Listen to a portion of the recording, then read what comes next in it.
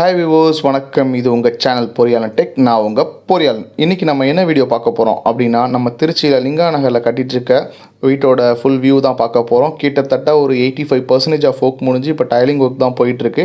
டைலிங் ஒர்க்கும் பெயிண்டிங் ஒர்க்கும் போயிட்டுருக்கு. ஸோ நம்மளோட இருக்க டீம் எப்பயுமே நம்ம ஸ்கில் லேபர்ஸ் மட்டும் தான், ஓன் கம்பெனியோட லேபர்ஸ் தான் நம்ம யூஸ் பண்ணுறோம். ஸோ அவங்க எல்லார்ட்டையுமே நம்மளோட கம்பெனி யூனிஃபார்ம் எப்பயுமே இருக்கும். ஸோ அவங்க டிசைன் பண்ணுறது, கஸ்டமர் என்ன கேட்குறாங்களோ அந்த கலர் ஷேட்லேருந்து எல்லாத்தையுமே நம்ம சாம்பிள் பண்ணிட்டு தான் நம்ம பண்ணியிருக்கோம். டைலிங்குமே அப்படி தான் பண்ணியிருக்கோம். ஸோ டைலிங்கை பொறுத்த வரைக்கும் நம்ம லே பண்ணது எல்லாமே இந்த வாட்டி அனுஜ் டைல்ஸ் நம்ம யூஸ் பண்ணியிருக்கோம். டைல் அவங்க எலிவேஷனில் வந்து 2 சைடுமே வேணும்னு கேட்டிருந்தாங்க. நம்ம ஒரு சைடு சொல்லியிருக்கோம், அவங்க இன்னொரு சைடு வேணும்னு கேட்டதுனால நம்ம அங்கிட்டும் பண்ணி கொடுத்துருக்கோம்.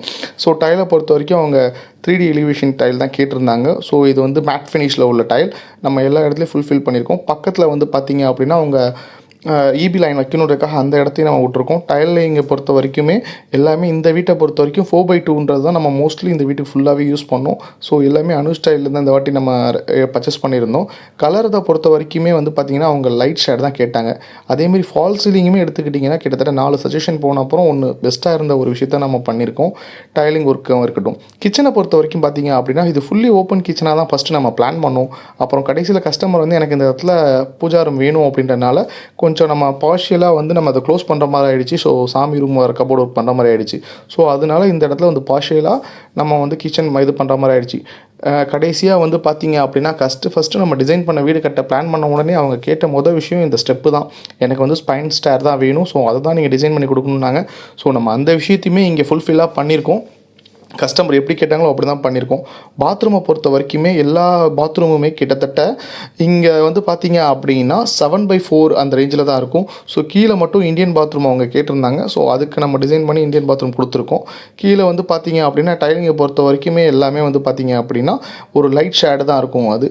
ஸோ வீடை ஃபுல்லாகவே பட்டி பார்த்து எல்லாம் பண்ணியாச்சு. ஸோ லைனிங் ஒயரிங் ஒர்க் எல்லாமே முடிச்சிட்டோம். கிட்டத்தட்ட ஃபினிஷிங் ஸ்டேஜில் இருக்குது. ஸோ இதுக்கப்புறம் அவங்க கலர் ஃபைனலைஸ் பண்ணி கொடுத்துட்டாங்க அப்படின்னா அதை ஃபைனல் பண்ணுறதுக்காக வெயிட் பண்ணிகிட்ருக்கோம். நம்ம கிரில் ஒர்க்லேருந்து எல்லாத்தையுமே ஃபிட் பண்ணியாச்சு. இப்போ ஒயரிங்குமே சுவிட்ச் போர்டுமே நம்ம ஃபைனல் பண்ணி தான் வச்சுருக்கோம். கஸ்டமர் என்ன கேட்டாங்களோ அந்த சுவிட்ச் போர்ட்ஸுமே நம்ம ஃபைனல் பண்ணி தான் வச்சுருக்கோம். எஸ்எஸ் ஒர்க்குமே கிட்டத்தட்ட முடிச்சிட்டோம். பாலிஷிங் ஒர்க் மட்டும் ஃபைனல் பெயிண்டிங் பண்ணணும் அப்படின்ட்டு. ஸ்பைன் ஸ்டேரை பொறுத்த வரைக்கும் அந்த ஸ்பேஸ் வேணும் அப்படின்னு கேட்டிருந்தாங்க. ஸோ எல்லா இடத்துலையுமே அந்த ஈவென்ட் ஸ்பேஸ் இருக்கணும் அப்படின்றதுக்காக நம்ம டிசைன் பண்ணி அதுக்கேற்ற மாதிரி தான் இந்த நம்ம ஸ்டேர் பண்ணியிருந்தோம். ஸோ நான் ஸ்பைன் எப்படி ஸ்டேரை டிசைன் பண்ணணும் அப்படின்றத ஃபஸ்ட்டு வீடியோ போட்டிருக்கேன். ஸோ உங்களுக்கு டவுட் இருந்தால் அதையும் பாருங்கள். இந்த வீட்டோட ஹைலைட்டே பார்த்தீங்க அப்படின்னா இந்த ஸ்டெப்புக்கு மேலே இருக்க ஓடிஎஸ். அந்த ஓடிஎஸோட சைஸ் பார்த்தீங்க அப்படின்னா கிட்டத்தட்ட 4.5க்கு 7ன்ற ரேஞ்சில் ஒரு பெரிய ஓப்பன் இருக்கும். ஸோ ஸ்டெப்பை ஃபுல்லுமே கவர் பண்ணி தான் இந்த டிசைன் நம்ம இருந்திருக்கோம். அந்த வெளிச்சம், ஸோ அதுலேருந்து வர வெளிச்சம் நல்லாவே இந்த வீட்டுக்குள்ளே இருக்குது.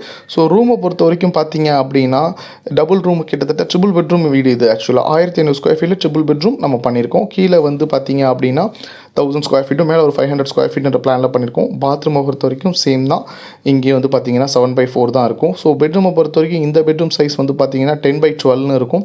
ஸோ பக்கத்து ரூமில் இருக்க பெட்ரூமோட சைஸ் வந்து பார்த்தீங்க அப்படின்னா 10x11 அந்த ரேஞ்சில் இருக்கும். ஸோ ஓடிஎஸ்லேருந்து நீங்கள் வெளியே வந்து பார்க்குறீங்க அப்படின்னா ஒரு சின்ன ஒரு காமன் ஏரியா இருக்கும். ஸோ காமன் ஏரியாவிலேருந்து நீங்கள் வெளியே போய் யூட்டிலிட்டி பண்ணிக்கிற மாதிரி தான் நம்ம பிளான் பண்ணி வச்சுருக்கோம்.